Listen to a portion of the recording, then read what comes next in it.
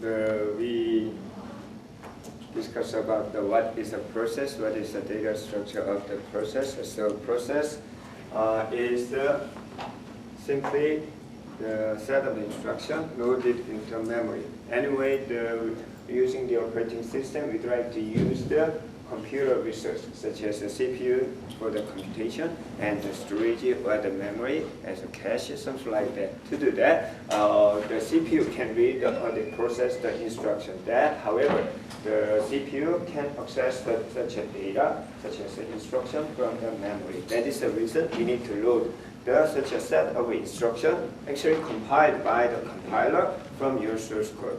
That should be loaded into the memory. At that time, not just only the set of instruction, but also we need the space to process such a set of instruction. Temporary space, or sometimes the global variable and the local variable, and a lot of information are needed. Not only just such the information regarding to the instruction, but also to process such an instruction, we need the memory space and open the file, and many other information are needed. So that process structure will be stored at the memory, and each CPU, each processor has their own unique data structure for each process. However, that can be divided into the 4 groups of the data as we have discussed before. So that is this one. So we have the text area usually keep what? The instruction code, your programming code, the compiled programming code, and the data area keep the global variable that are defined in your program, so it can be accessed anywhere in your process. It doesn't mean it can be accessed by the other process. Also, your process should be protected. We will discuss about how to protect your memory space. That is critical. Otherwise, as long as you know the address, so it doesn't matter where this address belongs to which process.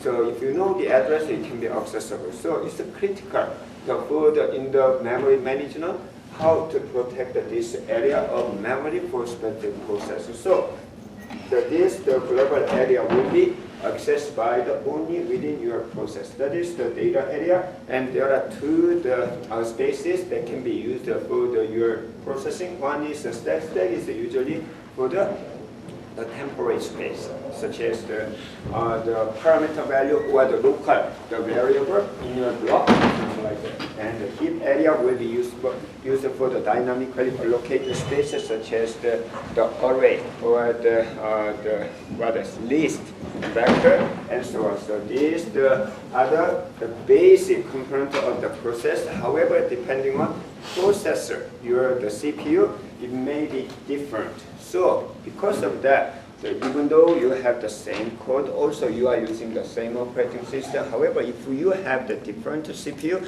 you should have the different version of compiler. So you need to compile it again, then have even though your set of instructions are almost identical, but your process allocation will be different. The simple different thing is like the 32-bit and the 64-bit processor. They are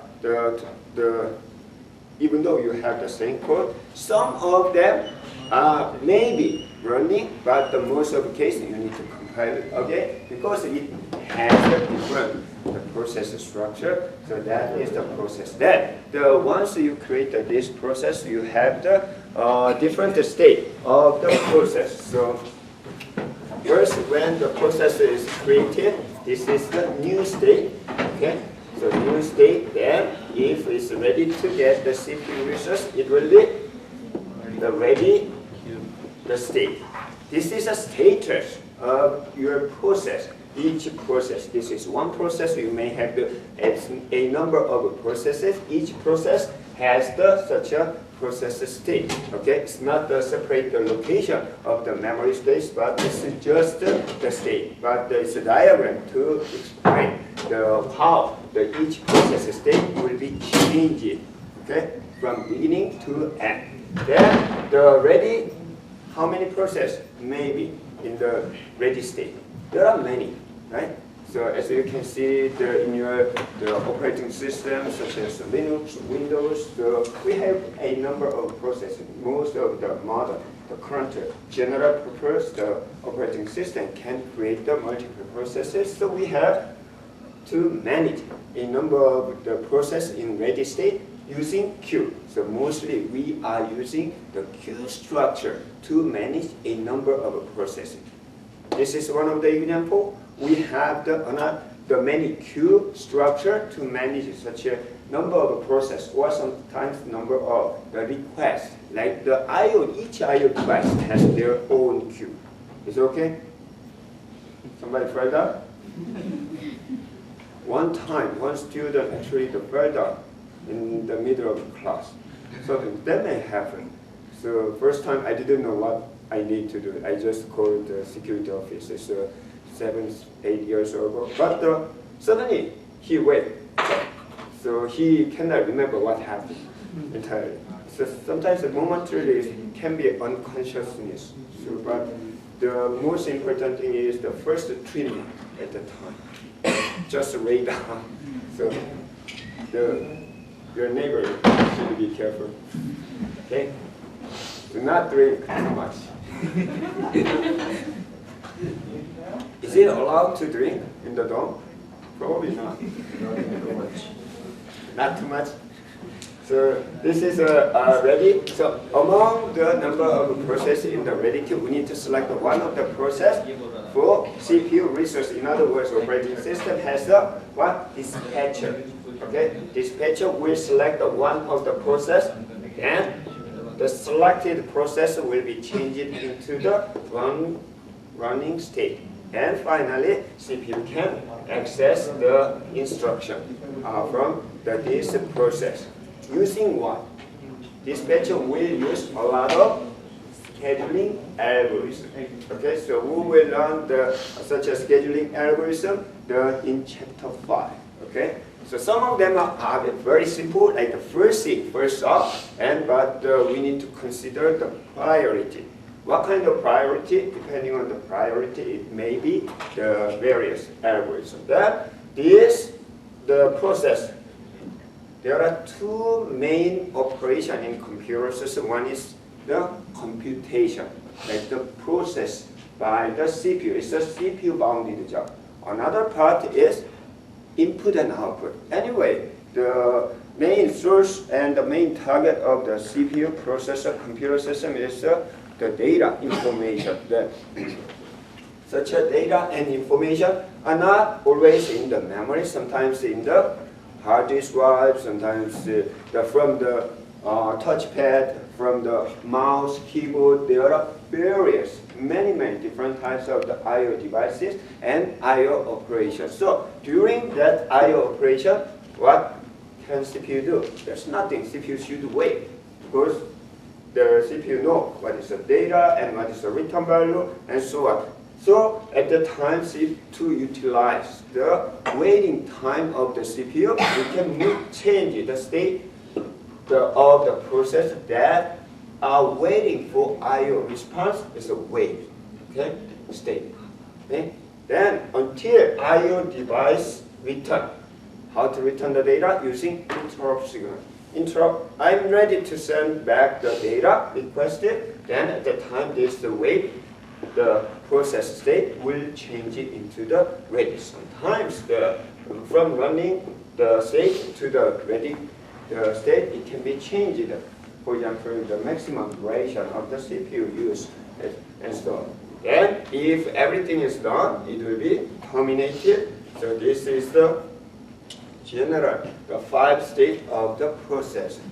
Some of the operating system use the details of the state, but this is the overall thing. So then we are going to discuss such a dispatcher using the scheduling algorithm, chapter 5, and this process state will be managed where? That will be managed in the process control block. So process control block is kind of metadata of the process. So instead of accessing all the process information directly, the operating system will have the PCB data structure for each process. Then all metadata information will be managed by the PCB, the data structure. So there's such an information include the process state, like this one, process number, PID that we are going to see today a little bit, and the program counter is the next instruction, the location of the next instruction, and register, because we have seen for this one from running and wait or ready to running. So CPU know what is the current image of the register, in special register. Otherwise, we need to calculate again from the beginning. Then the register 1, register A, B, C, what the value of that is that we can just copy all of this image to the PCB. Then later, if the process is selected by the scheduler, then we will copy it back to the register. So that process is called the context switch. So context switch is usually overhead. So we try to avoid the context switch. However, if we reduce a lot of context switch, that means not many times selected, that will decrease the degree of the multi-programming. So in other words, not many processes will get the chance to be processed. So you need to balance, you need to find the optimal of them as an administrator. So this is the header, the struct of the PCB in Linux system. Okay. So there are two types, actually three types, but mainly two types. It's a long-term scheduler, short-term scheduler. But in this class, we are going to mostly discuss about the short-term scheduler. In other words, the CPU scheduler. Long-term scheduler is is kind of degree of the multi-program, how many processes are selected. For example, a long time ago, like the old style, the operating system, MS-DOS or those can process only one process, which means the one among the many processes, the program that we need to select, the one processor as a job, that is the long-term scheduler. And for each process, a number of processes, so we need to select from ready queue to the run state, that is the short-term scheduler. Mostly, when we are talking about the scheduler, that is the short-term scheduler. Okay? Even the medium-term scheduler is not used a lot because it is for the swapping. Swapping is no longer used in current operating system. Instead, we use the name of a swap in the operating system. However, the swap operation itself is not used. The swap, actually, swap space used for virtual memory is a part of the memory management. Okay, so we will see in the chapter 819 regarding to such a virtual memory management later. Okay. Then finally, today we learned what is the process, what is the data structure. Then next step is we should be able to create the process. So as we discussed a lot, when we turn on the computer system, the operating system is actually nothing but a number of processes, which means we should be able to create to start up our operating system. We should be able to create a new process. So how to create the process? So each operating system has what? The system called system library, right? So among system library, one of the important system library is for the process management. How to create the process, how to terminate the process, how to manage such a process. That is called the process operation. Operation on the process. So mainly create the process and terminate the process and so on. So we will see how to do that based on the POSIX system library. Okay? And also in your exercise lab, you will practice how to create the process using the system called system library in C or C++. Also, if you are familiar with the Windows API or Win API or the NT API, so you can also use the system library, system code to create the process. Okay, so in your first exercise lab, you probably learned about how to check the process state. What is a command? Unix command to check the process? PS. It's a PS command. So if you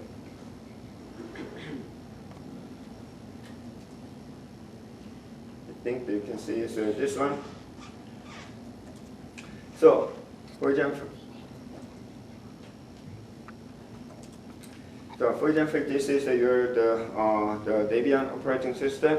The PS command show just simple. So there are a lot of the option to see the process information. How do you check what kind of option you have? Do I need to memorize? So you don't have to. So one thing, the best way to know, to get familiar with the Unix command is man. If you know this one, so you don't have to search the Google or you don't have to purchase the book. So this is a man is a manual command. So if you type the man, it shows the manual of the man command. Then you can see the variety of the option. Among them, I like the K. K is the keyword. Okay, so for example, I'd like to know about. I cannot remember the exact command of how to process. How to check the process state, then you can type the key that shows all the command and the description, brief description about that include the process or something like that. Okay, so in this case, we will also if that is over your terminal, the length you can use the more command. So this is one of the important communication mechanism used in the Linux is called pi. Okay, so output of this command will be input of the next one. It's a very powerful tool for the communication between the two processes. It's also part of the inter-process communication that we are going to discuss today. So for example, this one more is you can cut the input data by number of the page lengths. Okay, so that is this one. So you can check all the command that include the process and so on. So we are going to take a look at the PS, the man, the PS. So to get familiar to control the screen, you should be familiar with the VI. So you follow the VI interface. So you can use, for example, you can search for example, the tree. I'd like to see the tree structure, so you can search that. The PS-EJH or the AXJF is the command to see process tree. As we discussed before, except the first process, the process, as we have seen before, the kernel. Kernel is a set of your command and program. Okay, loaded into the memory the first time. Not all the module will be loaded. Okay, depending on the running level, it executes the very basic level. Like think about the safe mode in your Windows system. In case something happens, you'd like to start your Windows system safe mode. Sometimes the network mode, sometimes a full mode. It's exactly the same thing in the Linux system. Also, you can start your system different level, running level. Okay, so that is defined etc and /IC. So it's a running. I'm not sure whether it's IC or ID. We will check later. So it's that a number of process will be created by what? The first one is always an init process. Init process sometimes is ID is 0, sometimes 1. It doesn't matter. This process will create the first. It's the first process and create a number of children processes that are in the kernel module. But depending on the running the mode, so it can create the very minimal or sometimes a full processes. Then each process will also create the children process. This is how it works in any operating system nowadays. Then we are going to see how to create this one from the parent current process to how to create the child process using system code. That is also your warming up project. It's just warming up project. It's very simple to create the processes. Okay, so you can use, for example, in this case, we'd like to use the AXJF. For example, PS AXJF. So you can see the process ID. The 0 is a key thread, like the init process. Okay, then this one create what?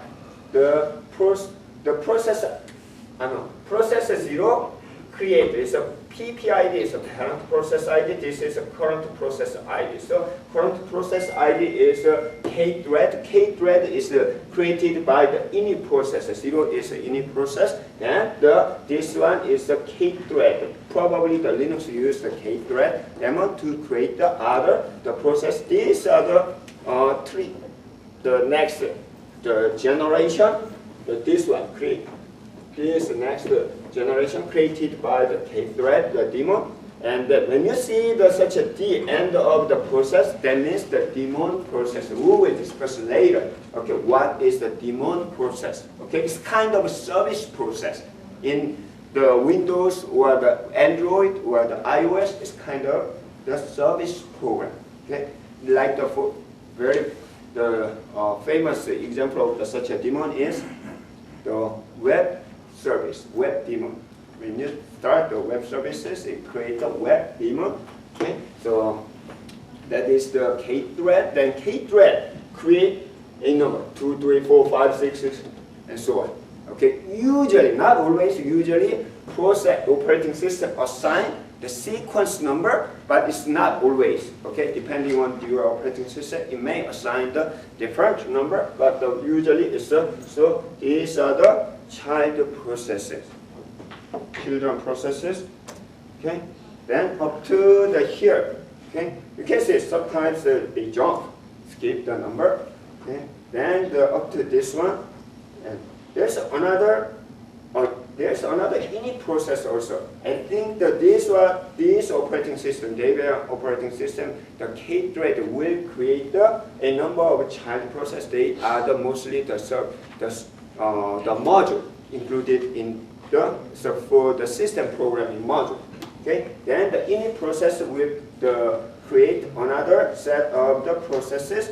Okay, that is the 3 to 1 for example. Then 3 to 1 create the 394. That is you can see the UEVD daemon and UEVD daemon also create another same name of the children process.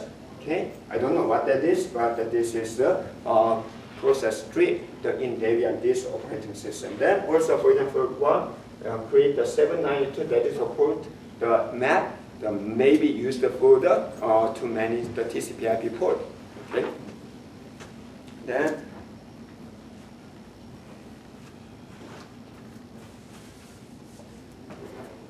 the last one, summary. Okay, so where's mine? So this probably my command, right? This is the last command. It has the also process. It's a process. When you execute the command, that means it will create the process. That is this one. Actually, this shell is the BASH. This one, 1916. 1916. This terminal is this shell is a color. Okay, and this one is created by the genome. The genome is the name of this desktop interface. Okay, so there are several graphical user interface. In the Linux system also, it's not only the command line interface, genome and KDesktop and the KD, there are several. So this one is used the genome, the terminal. Genome terminal create when I click the application and terminal, then it creates the bash shell. And bash shell, I learned the two commands actually, PS, AXJF, the type and more. So this and this, there are two processes are created from my command. Okay, so this one is the 2799 and this one is the 2798, 2799. Okay, output of this one go to. This is not a process. This is the communication method between two processes. So what we see today is such an inter-process communication. So if you understand such a mechanism, it's very easy and convenient to manage the process. Sometimes while you are managing the entire server, sometimes your server is the hang, etc. Then you can find which one caused the problem, then who is the parents process. Then by the you cannot terminate forcefully the certain process sometimes because it's too busy. Then sometimes you can, by terminating the parent process, automatically the cascadely the here terminate the managing easily the such a children processes. But if you understand that this the process structure in the operating system, it's easy. So we will see how to create such a process. What about the Windows? Windows is also same. Okay, Windows has the exactly same the structure. Okay, it has the kernel. It creates a number of system processes, mostly the service, and each service also create another process. Finally, like the Xenon terminal is the create the process is Explorer. Explorer will be created. Then finally your command that you double click will be the last one. So I will show you later.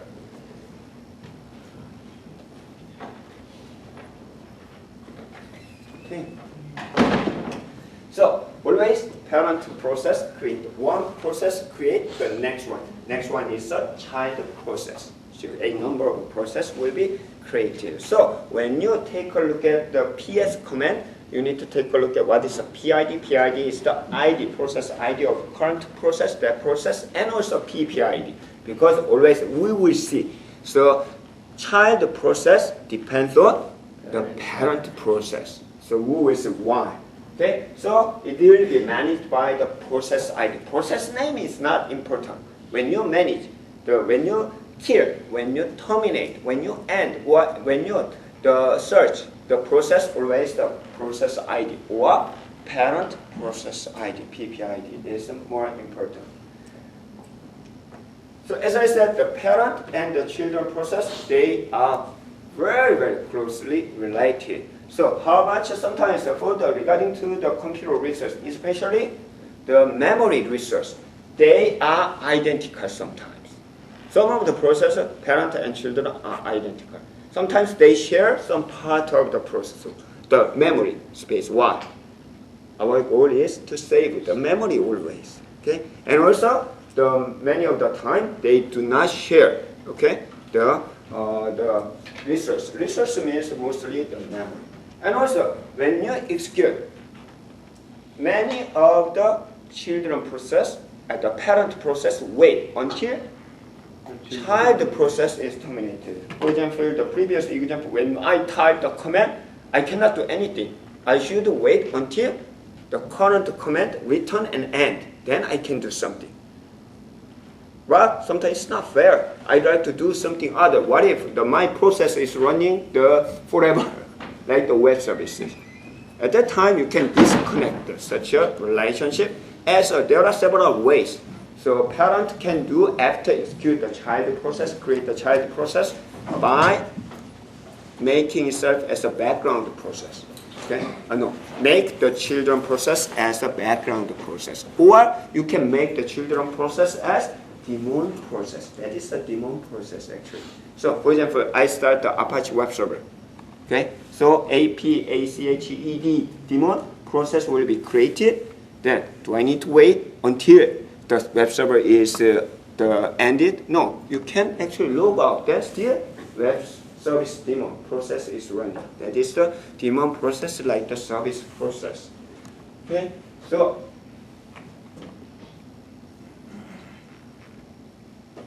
that is the process. How to create? In Unix, most of the POSIX, the system library, fork and exe. What is a fork? Fork is the system code, system library. Somebody already created. Okay? exe also system code. Always there. What's the difference? It's always pair.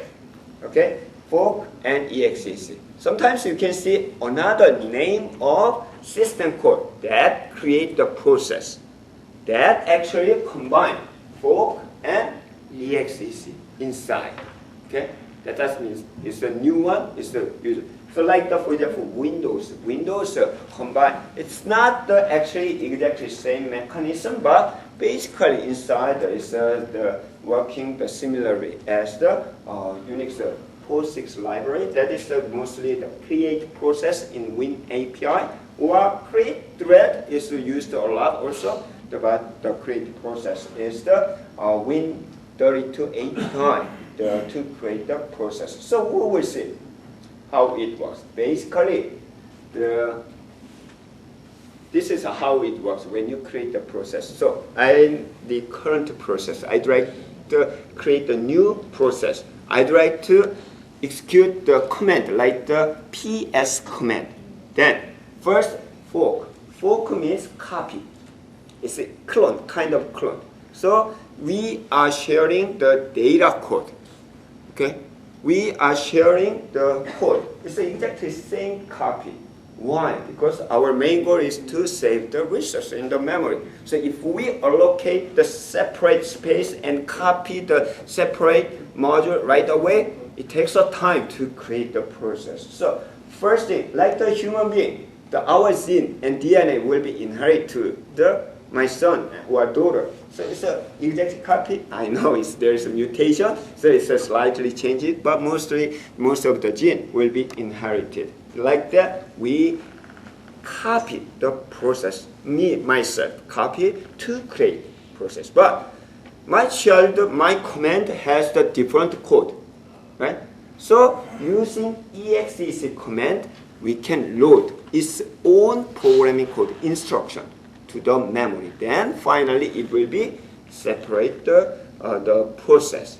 But still it has the parent and children relationship, which means as a default in POSIX, the system library, when you fork and exec, so this parent process is waiting until child process is terminated.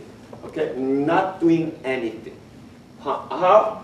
Using wait the system code. There's another. Instead, in addition to fork and exec, the system library. So if for the if for parents execute the wait system code, the parent will wait until the child process is terminated. Okay, so 3 of the system code are used too many for the operation of the process to create. Okay, so we will see details of that in the Unix, the fork operation. This is you can see, you can understand that whenever you see such a rectangular, it's a memory. Okay, 0 to the maximum address, 0 to maximum. Actually, it's not like this somewhere. Okay, somewhere in the memory, so it will be child process. It has own copy of the stack, copy of the data, but code section is shared. It's the same thing first time. It will be implemented like the code part will point like this. Okay. Then once you execute the exec, so for example, from this is a parent process, type the PS command. Okay, this parent process is the bash shell. This is the bash shell. So probably in the code section it has the instruction for the bash shell. Okay, then when you execute the exec command, this part will be PS will be loaded into this data section of the code section of the child process. Okay? Then it will be 2 separate processes. At that time, when you execute the fork,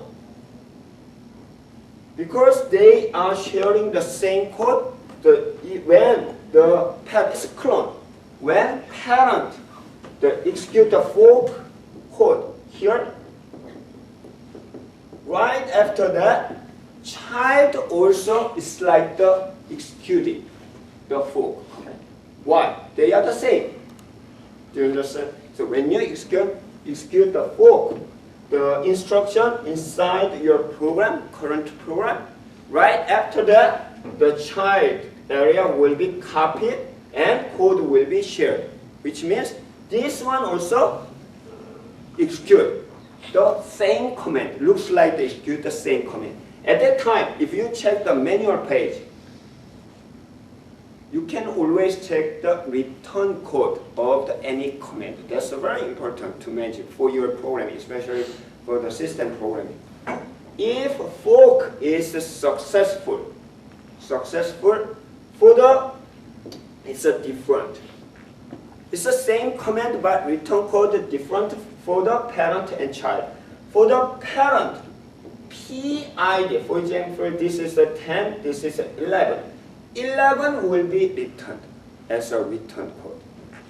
Okay. However, this child fork, from the child process point of view, is a 0 will be returned. Even though it's the same command, but we copy it, so output will be different. Sometimes it may be failed. It may be failed.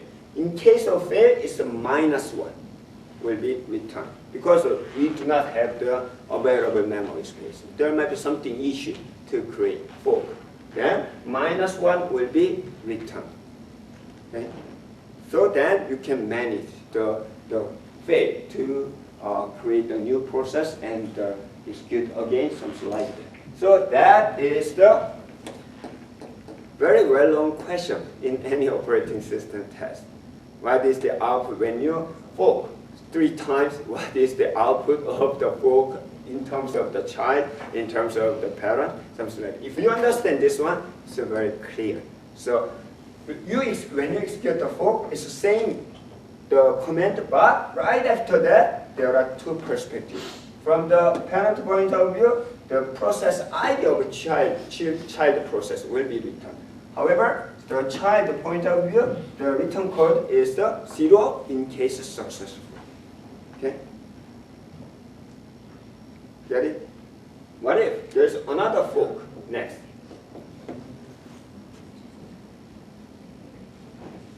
This one also has another fork.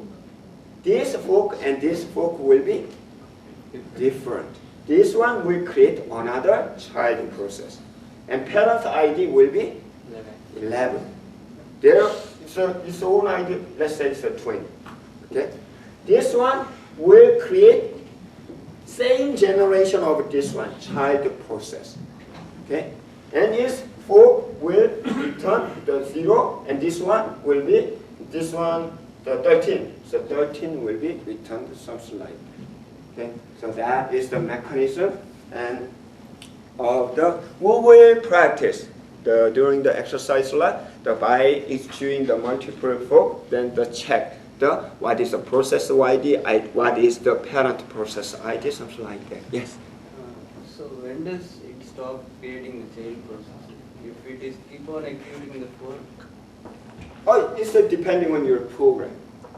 Okay? If you assign only one fork in your program, it's one time. But if it creates the child and again child executes the fork, but then again if it creates the child, when does it stop?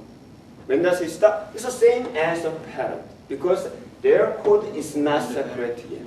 Okay? Same as the parent. Okay? Their PCB is the same, it's a copy, so their program, the counter is the same, the pointer. So it will be, for example, if you have the main fork and fork one more time, 2 times, okay? So it will create the 2 process, and this one also, after create this one, create this one will process the next, this one. Okay, one more. That's it, done. The child fork doesn't create another child process? If there's more fork command, it will create, otherwise it's stop. Okay?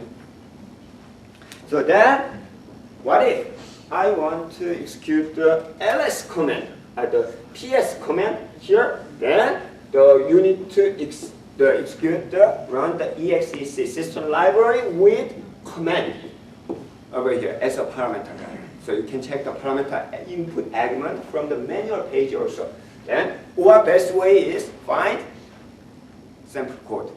Okay, very basic. Even the manual page provides a sample code. You can check the sample code. Even I'm going to show you the very simple the sample code. Also in our exercise that we will practice. Then it will be the parent and child process. That one will reside on somewhere in your memory. Each one has their own code, their stack, and the data area will be different. But here, because they are sharing the same code, processing the same code, so their stack and the data will be copied. But it will be different. It will be different, yes, this process, it may be different, right? It may But be or it copy will be. means when you fork, it will be copied, yes. It may be or it will be. It may be, may not, right? Why? Fork is always If creating there is a memory stop locations. here, then there's nothing changes. Fork So- always copied everything to new memory locations. Mhm. Your stack and your heap. So Your stack is what? fork always, for the child process, Mhm. it creates new memory locations Mhm. for your stack and your heap. Yes, the new location, but their contents is copied Yeah, from the and it's parent. copied. Yes. So why it may be? I mean, it should be always different So- memory location. A different location, but contents is the same. Contents is Yeah, always content the same. is the same, but for example, if you keep such a data like the process ID, so you get the output of the PID. PID value in here is different from the here. This PID is what? Yeah, that's Yes. basically now two different processes. Yeah, that's It two has to be different processes. They are the same. They start from the same copy. Okay. So if you stop the right away, then it's the same thing. But if you process more command, it will be changed. However, they are starting from the same contents, same part, same the stack and the data area and the heap area, everything. Then, mostly you wanna execute the separate command. At the time, exec will be used to assign. Okay. So these are the process tree, and this diagram shows. So we understand that from the child process point of view, it's a fork and exec, and the wait is the system code for the parent only. Parent will wait. This parent is not doing anything until the child process the return code, exit return code, then they resume their job using wait command. But you don't need to wait in when we are calling the exec command, do we? You don't have to do it the wait command for what? For the exec, when we are calling exec. The exec? Yeah. Oh no, exec is still. So you need to wait until this exec is terminated. That is a wait command, wait system code. Okay? It is waiting of the return code of your child, the process. That is a wait. So just like the Unix command from the shell. So if you type any command, can you do anything without the background process? So you need to wait. That is a wait, the system code. Okay. Then, so this is the example of the C program using the fork. So you can see the fork here. Okay. What does it mean? PID is less than 0. Fork failed. It's a failed. For example, no more the memory space and such like that. And PID is equal to 0. What does it mean? Children process. So there are, right after fork, you have the two processes. Okay? It's the same thing, two processes. Even their code are shared. Okay? So for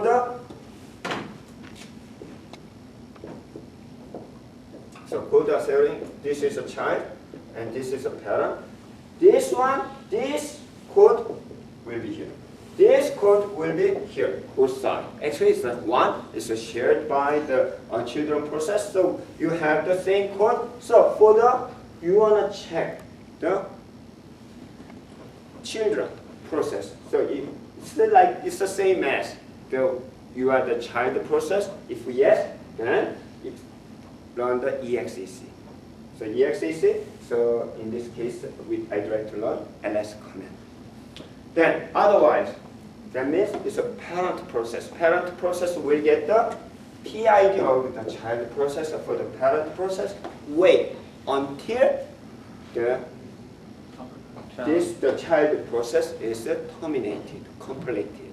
Okay. Then if that, so it's a hanging, the waiting. Then if this one is done, child process is done, then show the child is completed. Okay. Using this one, you can make your own shell program. That's it. That's the shell programming. So that was the first project, was the last semester. So last semester, student implement the very basic shell program. It's a UB shell, named as a UB shell. How can you make it? You can start and give the prompt, UB shell. Then read the input. Input is the command. That command will go to here. Okay, then to see. That is the shell program. But if you add more functionality, like the pipe, implementing the pipe, or the redirection. So you know the redirection, the 1 or 2. So using redirection and more option, it can be various of the shell programming. So C shell, bone shell, cone shell. So there are variety of shell. But any shell program based on the creating process. This is an example of the Win API. You can see instead of a fork and EXEC, so you can see the create process. So also you can assign the memory, the allocation. In Unix API, the POSIX API, you don't have to separate the allocate. There is a system call to allocate the memory space. It's the malloc and the M3, but the fork actually include the functionality, so you don't have to do that. However, the Win API are different. I never used this command in Windows programming, but you probably much better than me for the Windows programming. So why don't you try in the first the warming up exercise lab. So if you want to try it. After that, we will get such a process tree as we have seen before. Okay? Some of the command provide such a very nice process tree. This P3 command is only for the Sun OS, Sun Micro OS. So Debian OS does not support. I found one similar one. It's a PS3. Yes. So you can see some. So PS3 is a command to show from init. You can see some daemon system process, and this one create this one. I think there is a GDM session. It looks like the interface. Okay, graphical user interface. Then there are device manager. Yes. Device manager. Device manager. Okay. And finally, it has the secure shell agent. Using secure shell agent, someone can log in, and so on. So this is another command that you can use. So also, each operating system provides such a command for. Yeah. Also, I found one application for the Windows. If you want, you can try.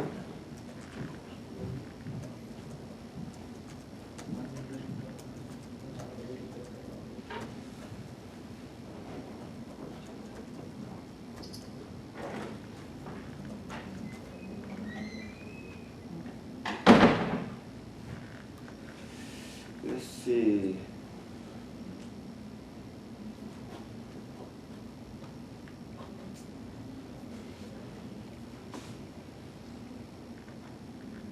PS list. So this one also shows the process list for the Windows system, you can see the idle is kind of the init process, and there's a system process PID and the SMS and so on. Then if you want, you can see there are options for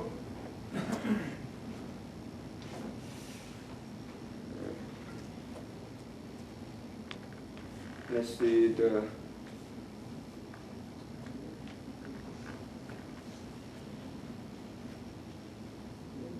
thread memory process tree -T. So you can see which one is the, for example, there's an init process over here. So we init and service and create the service first, and this one create a number of the service program, and this one create the task host and something like that. So you can see the process tree information from the Windows also. Okay. Using task manager, you cannot see such a process tree. You can see only the process ID only. But if you want to see such a tree, so it is possible. And also, you can also use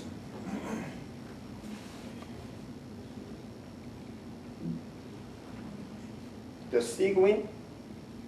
Cwin also limitedly provide the information about the processor. It's the same command as the PS. If you want to see the all process information, including Windows, this is only for the Cwin process. So you can type the W and see the process ID, parent process ID, and the information. So if you want to, you can use a pipe and a more command. So there's a Windows PID and group ID and the terminal type and command like that. Okay? So you can check the process information through the Cwin also.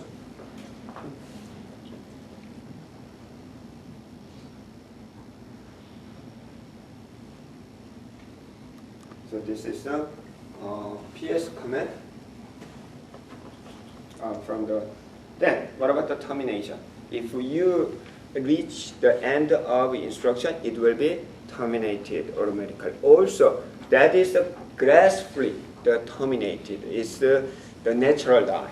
Okay, there is no problem at the time. It will inform to the parent process, I'm done. Then parent process, if parent process is waiting for such a signal from the child process, then resume their own job. So that is the terminating. There is another type of the termination, it's the abort. Abort is not the gracefully terminated, it's the forcefully terminated. Sometimes, for example, if the child process exceeds the maximum resource limitation, then it will be stopped. And also, it is possible other process can send the signal to be terminated. That is the kill command. The kill is the command to actually not kill the process. It's to send the signal to the process. It's a signal. There are different levels. So most popularly used level is the 9. The -9, the 9 is the terminate. The forcefully terminate, abort. Okay, it's the same as the abort. So you can use the other command to terminate forcefully the processes. Also, if parent is acting or the terminated, then cascadely the child process will be terminated automatically. That is called the cascading termination. What if I don't want to terminate the child process? At that time, you can do either background process and also you can do the daemon process. A daemon process, you can make actually the parent process of your children process to the what? Init process. The PID, parent ID will be forcibly changed to from myself to my children. So just like he is my son, but I do not have any money to inherit. So adapt to the rich guy, like that. So that is the demand process until any process is died, which means system down. Until system down, your child process will be running continuously. That is the demand process. The demand process is used a lot for such a service program. Okay.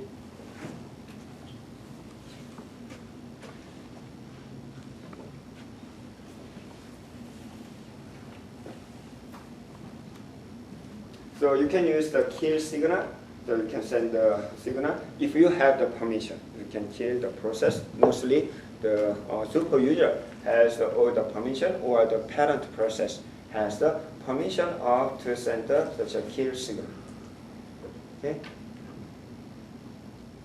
There are different types of the process, which is called the zombie, and another one is the orphan. So we learned what is the demon process. So demon process is kind of a service program. Their parent's ID is changed to the init process. So even though the parent is the exit, so it will not be cascadely the exit for the children process. That's the demon process.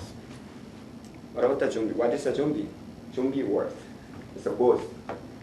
So zombie is a ghost. There is not exactly the existing physically, but spiritually there exists something. So that is the zombie. It's almost the same, the meaning in the process. When child process exit, this is how it works.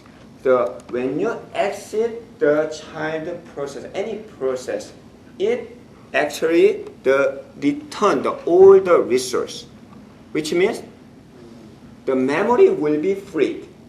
Then inform to the process table. There is a process table managed by operating system.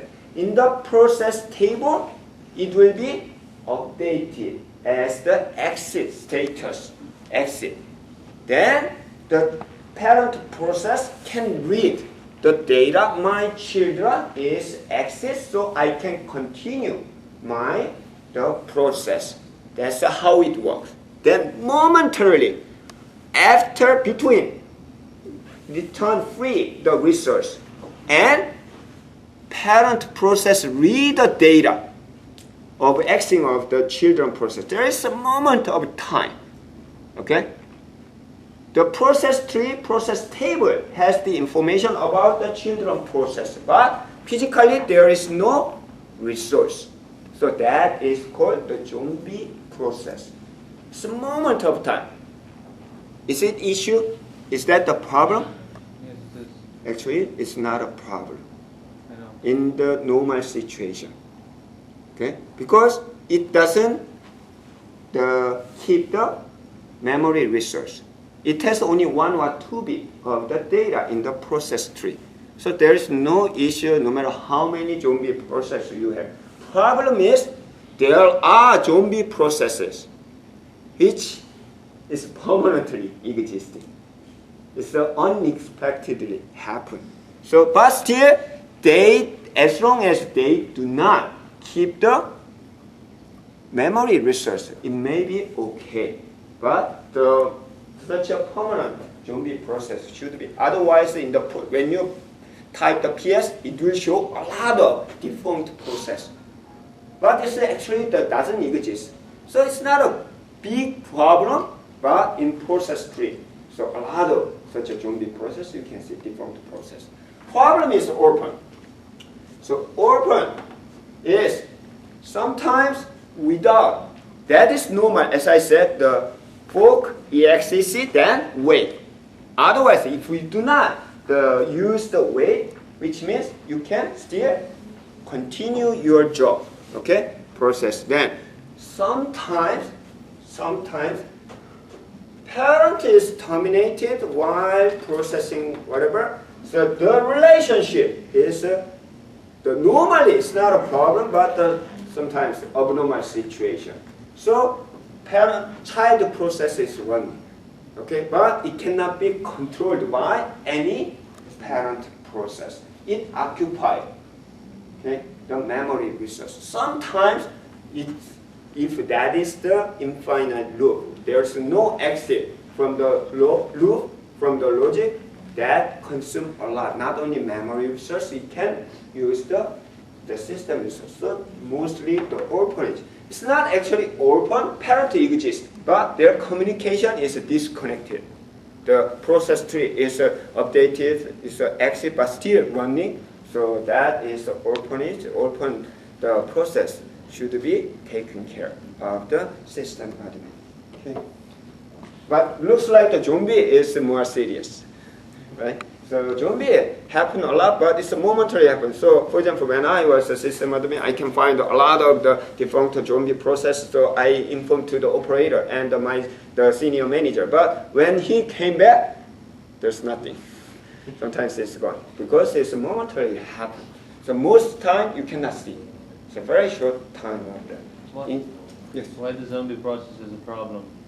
Why is it a serious problem? Even it's not consuming any memory. That's not a big problem. It's just to show that sometimes it may be possible the process tree, process table will be the out of the room. Okay? So at that time you cannot create. In your project 0, if I have client and server communication and my children processes are waiting for the kill command from my parent. Yes. I didn't wait for them. My parent didn't wait for the children. It got terminated, so my children are now orphans. So this is a big problem. They are consuming the memory. Yes, right. So that's a serious problem rather than having a zombie problem. Oh, sure. I agree. Yeah. So zombie is not a big problem. The only problem that can happen is if you have keep creating, depending on, sometimes it can happen that you can create infinitely create the child process. All of them are zombie. So process tree. Okay, the process table. The process table is located in the memory. It has a maximum value depending on your system. So you cannot create a new process because of a huge number of zombie process. That is the possible problem. Okay. The next one is, so we have process. We can create the process. Then the next issue is most of the where's the student over here? I asked him to inform me how many minutes? 10 minutes. 30 minutes. Okay, the next topic is the most of the operating system has a number of processes. However, each of them is not independent process. Sometimes, as you can see from this Chrome browser, when you learn, I hate actually the Chrome browser, even though I'm using a lot. So when you check the task manager, how many the processes? So many processes are running for multitasking. So for example, when you receive the data from one tab, you can actually request to other. Even one tab, you can receive the text data separately from the multimedia data. So that's the reason. First, you will receive the text data. Then, some moment later, your image will be pop up, something like that. So many processes are working together for one application. That is true. In the, for example, the previous example, the PS command with the more command, two commands are working together. Then, which means there should be the way to communicate each other. So that is called the inter-process communication, and that is called in short IPC. So creating process with the IPC are the general task in the operating system. Because of that, your warming up project will implement the creating process and the communication. So we will see what kind of communication we can use. So inter-process communication, there are two methods. One is shared memory, another one is message passing. So using the message passing, these are the memory. Both of them are the memory. We have a kernel operating system. Then we have the process, the structure, process structure. The message, the passing method use the data structure for the message. Usually we can implement the message as a queue. So this is one of the very popular software, MQ. MQ is one of the software for when you receive the data. For example, the OS 390 is the mainframe operation, mainframe operating system. So this is a IBM mainframe. They are using the different operating system, and the message protocol are totally different. But I'd like to use the Windows system or Linux system to process such a data. So how can you communicate each other? There is no the common communication. At the time, we can use such a in the middle message queue. So the sender will put the message to the MQ. It's a queue structure basically. Then the receiver actually read the data from the queue. It's the same idea. So we can create a number of the message queue at the message.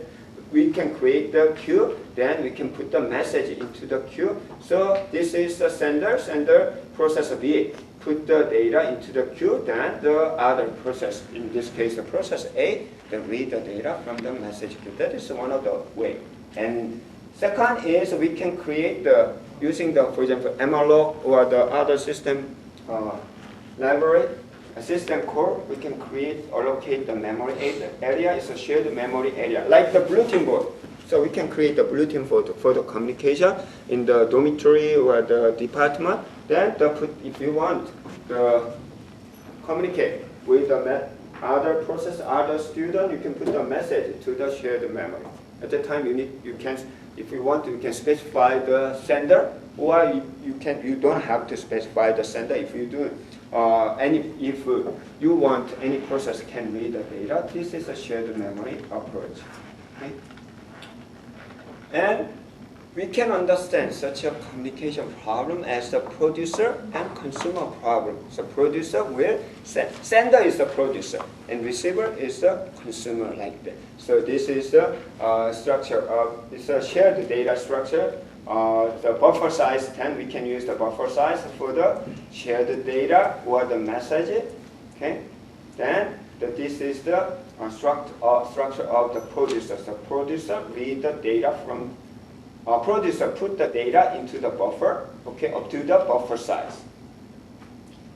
Then the consumer will read the data from the buffer, then reduce the buffer size. That is the producer and consumer. We can understand such a communication as the producer and consumer problem. What about your project? It's the same thing. So your parent and you will create the children processes, and one of them will be producer and another one will be the consumer. Okay? What about the TCP/IP? Same thing. It's the same thing, but it can be bi-direction. So one of them is the producer and the consumer, and vice versa. So you can do that. So that is the reason. Also, as long as you can, what is a socket? Socket is the bulb socket. Is as long as you can make the same protocol. So TCP/IP protocol, you can create the socket. Then you can communicate. You can send a message each other. So many of the students I believe, select the socket is fine. But it's still a chance to use the message queue or the shared memory by allocating how to allocate the memory. Malloc, using the Malloc, you can create it and give the. You cannot allocate shared memories with Malloc. It has its own system calls to allocate shared memory. Or if you want to, you can use the. Is that the problem of the permission? No, I mean when you use Malloc, it's for a different process, and when you make a fork, it will be created a copy of that memory. Okay. So the data will be copied. Then I think that you can use the message queue. Message queue is no, we can use also the queue use structure. the shared memory, but it has a different system called like shared memory get, SHM get, and Yes, SHM. I will show you the example. So this is the IPC using the message passing. Okay, so it's the same thing. It's the producer and consumer with the message. Okay. Physically, we can use the shared memory, but there are other ways. And this is indirect communication. Indirect communication is like the message box or the PO box, post office box. So we can use the post office box. So instead of sending the message or the data to the receiver, instead you can send the data to such in between the mailbox or the post office box. So that is called indirect communication. What is the example of the such an indirect communication? Email. Email is one of the example of the such an indirect communication. Okay? So you can send the email to the specific port, and the email, you can send the email. Okay, then you can specify the receiver. Then only that receiver user can read the data. Otherwise, the user can read the data for such a communication. You need to specify such a thing. So mailbox sharing is one of the example.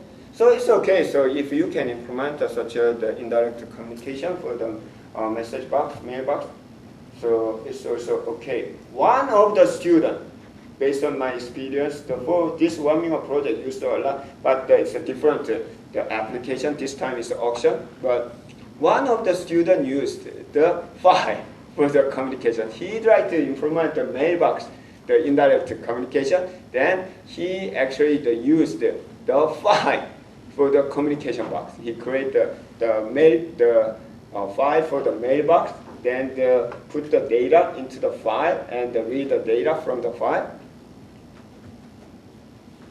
I allowed that time. So that, because he implemented most of the architecture, but instead of the shared memory, he used the file to read and write the data. There are different types of the reading and writing. So like for example, blocking send, the synchronous, and the synchronous or synchronous sending, which means the synchronous is until you confirm the receiver received the message, you do not send the data. Asynchronous is keep sending whether or not receiver receive the data. What about the email? Email is the synchronous or asynchronous? It's asynchronous. However, sometimes you can depending on the email application, you know whether receiver is received or not. How? It's only in the same mail domain. Okay? Or another way is you can embed the return message. But if I block the return message, there's no way to check the synchronous. So email is the kind of the asynchronous.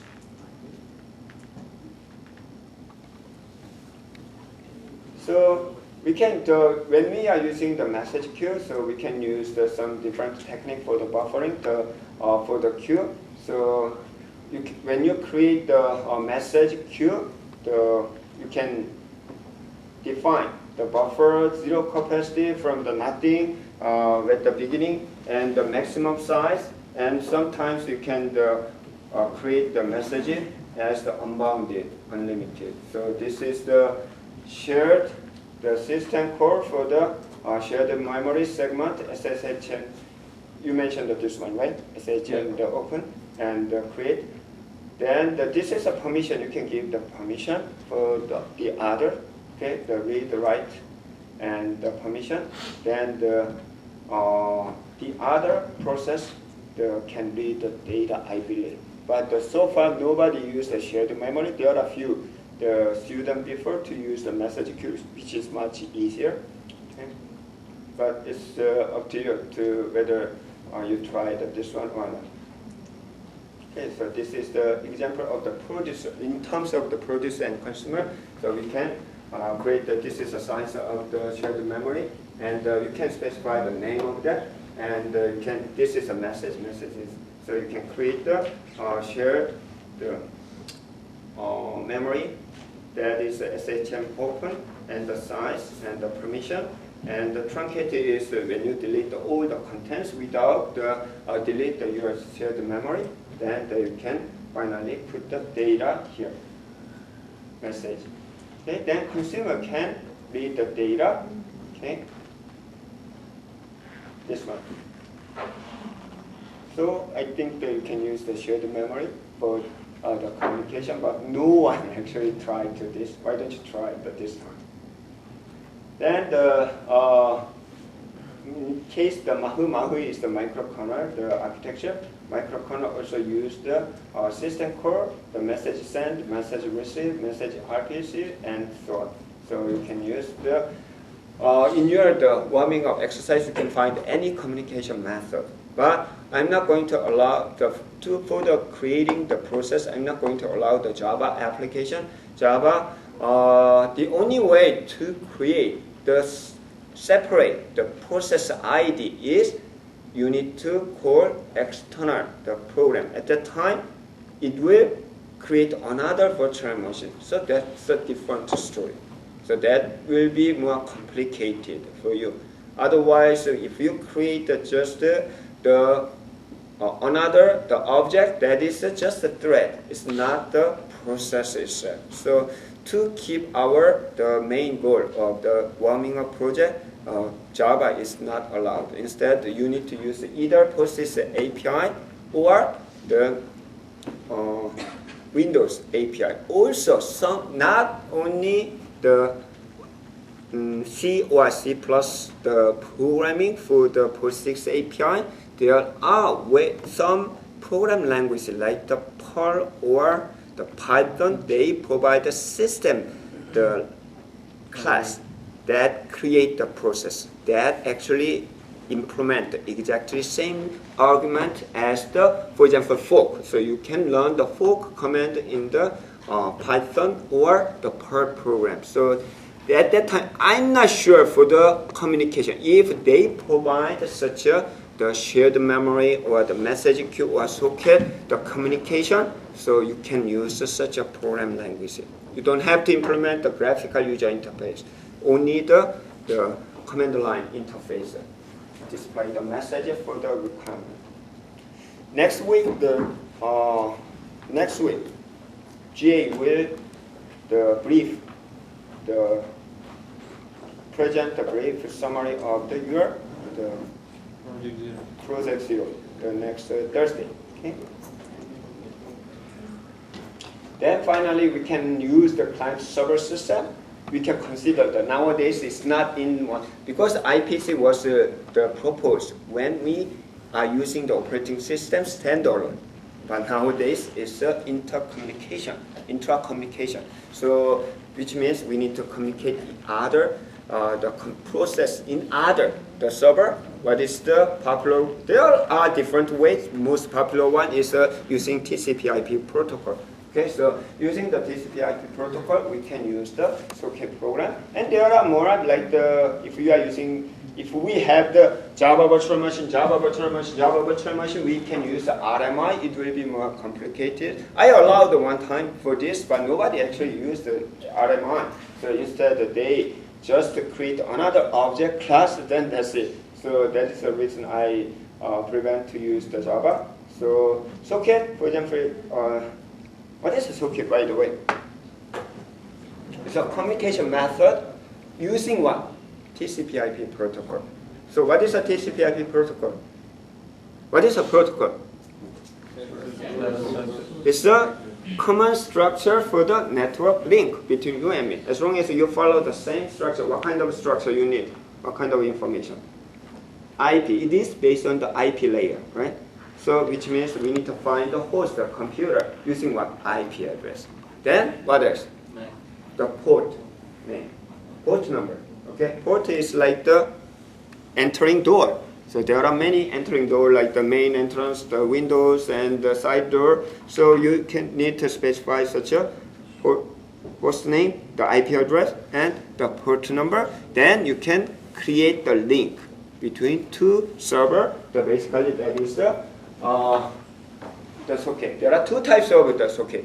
One is the TCP, another one is a UDP. They are based on the both of them are the application layer. Based on TCP or UDP are based on the same IP. So basically it's the same thing using the IP address and port. Different? Which one?